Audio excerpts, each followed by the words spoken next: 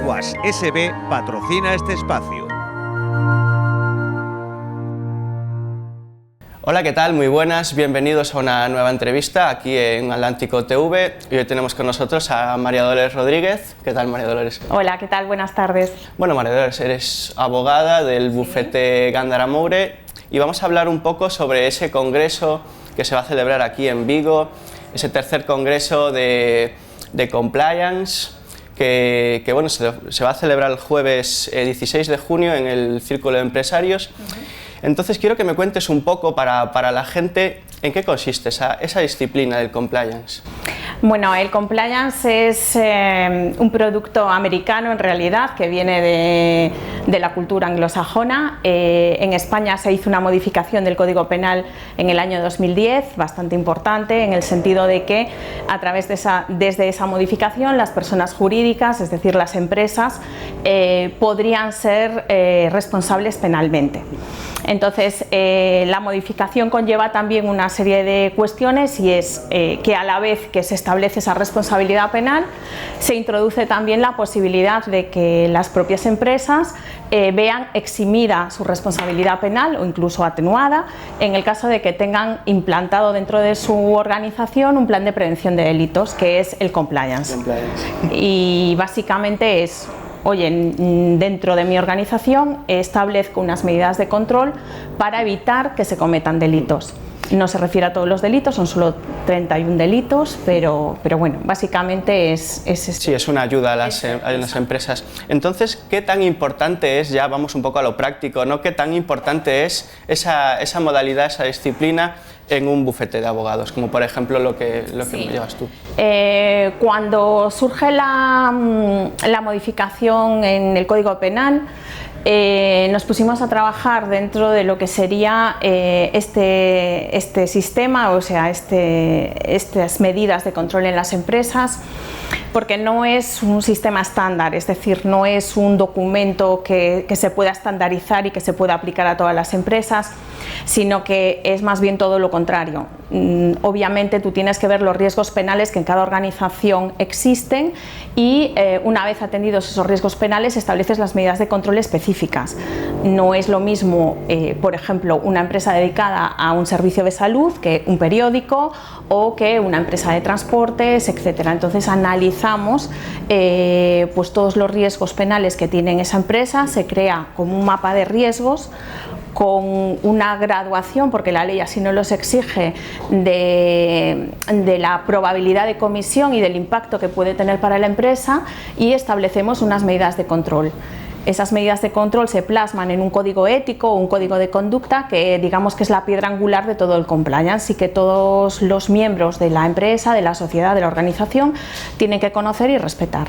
Aparte es un amplio abanico de posibilidades, habíamos comentado, tanto fiscal, medioambiental, sí, sanidad. Sí. Se toca muchos... Claro, como te decía, depende de la actividad de la empresa, así se analizan los riesgos que existen, pero es verdad que hay unos riesgos comunes que se aplican a todas las empresas. Obviamente todas están sujetas a la Ley de Protección de Datos Personales, por ejemplo, con lo cual existen unos delitos vinculados al incumplimiento de esas medidas y, por ejemplo, eso sería un caso que siempre se analiza dentro de las empresas y se establecen medidas de control en el caso de que no tengan las precauciones debidas o no se lleven a cabo los protocolos que necesariamente se tienen que aplicar, ya no solo para una sanción administrativa en este caso, sino pues eso, vamos un poquito más allá, porque la comisión delictiva, digamos, es un paso más allá. Pero es cierto que si tú te proteges frente a la comisión de una sanción, pues mucho más te estás protegiendo frente a la comisión de un delito. Luego hay otro ámbito también muy importante, que es el ámbito, pues eso, de la estafa, del fraude fiscal, de la apropiación indebida, que se pueden dar en todo tipo de organizaciones. Sin embargo, luego hay otros aspectos más específicos que tienen más impacto en unas empresas que otras, lógicamente.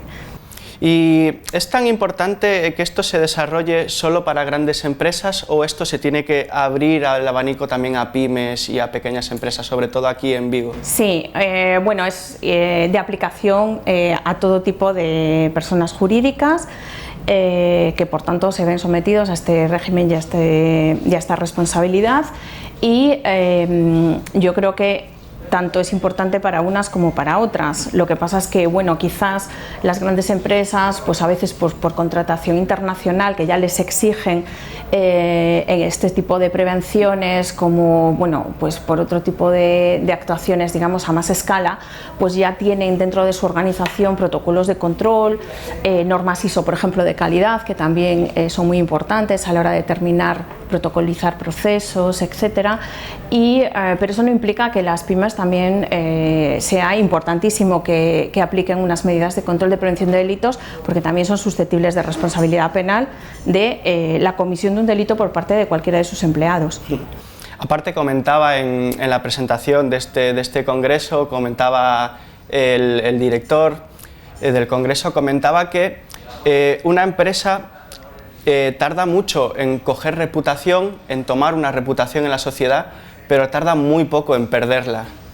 Claro, el compliance o el plan de prevención de delitos está muy ligado a la propia imagen y reputación de la empresa. Entonces, si nosotros seguimos un código de conducta, que en realidad es el código ético, ¿no? el documento final, ¿no? Que nos dice cómo tenemos que comportarnos, va a ser muchísimo más fácil que lo hagamos bien. Sí. Es decir, si yo no sé cómo actuar, es posible que cometa errores, sí. Pero si yo tengo un documento que me indica cuáles son los pasos que yo tengo que dar para evitar la comisión de un delito, para cumplir la ley, para ajustarme en definitiva al ordenamiento jurídico, para mí es muchísimo más sencillo no caer en esas conductas peligrosas, ¿no? Entre comillas, o en definitiva el riesgo. Entonces, básicamente el compliance es un documento de prevención, pero es que además es tan importante que la propia organización le exime de responsabilidad penal.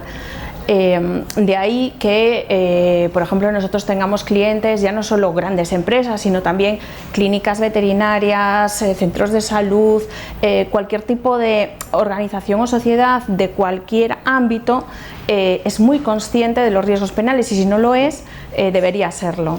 Aparte, imagino que también algo de especial importancia es la transparencia ante ello. Sí, la transparencia es fundamental, y además es que la circular de la Fiscalía así nos lo exige.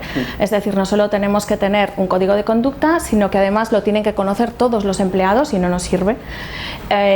Tiene que haber una formación a los propios empleados de la empresa en este tipo de prevención. Me refiero a qué normas tengo que atender, porque si no, no tendría ningún sentido. Y es más, nos piden una actualización anual o cada vez, porque, por ejemplo, podemos tener una empresa con una actividad determinada, pero al pasado un tiempo pues amplía su actividad, entonces pues lógicamente sus riesgos cambian. Es necesaria una revisión constante para poder estar siempre seguros, en definitiva. Bueno, y para finalizar vamos a terminar, como tú eres ponente del congreso que se celebrará en el Círculo de Empresarios, bueno, que nos des unas pequeñas pinceladas sobre qué es lo que se va a comentar en tu ponencia. Nosotros en mi ponencia será una mesa redonda donde nos vamos a centrar en los principales puntos que se deben de implantar dentro de una empresa para controlar los riesgos penales. Un poco te apuntaba antes el tema, por ejemplo, de la protección de datos. Tener un protocolo de protección de datos actualizado, ajustado de la ley, pues sería uno de los puntos que necesariamente una empresa debe de implementar para evitar pues violar determinados secretos de empresa, etcétera, etcétera, y protecciones de datos. Otros aspectos pues podrían ser respetar la ley de igualdad, establecer protocolos de acoso dentro de las empresas para evitar la comisión delictiva dentro de ese ámbito. Muchas de las empresas también establecen pues cláusulas muy concretas, por ejemplo, en el caso de que trabajen con subcontratistas, porque no solo es tu cumplimiento ético, sino también de todos tus colaboradores, para hacer, digamos, pues un ámbito mucho más seguro dentro de la empresa. Bueno, pues entonces ya disfrutaremos de esa ponencia el jueves día 16 de junio. Muchísimas gracias por estar aquí, María Dolores.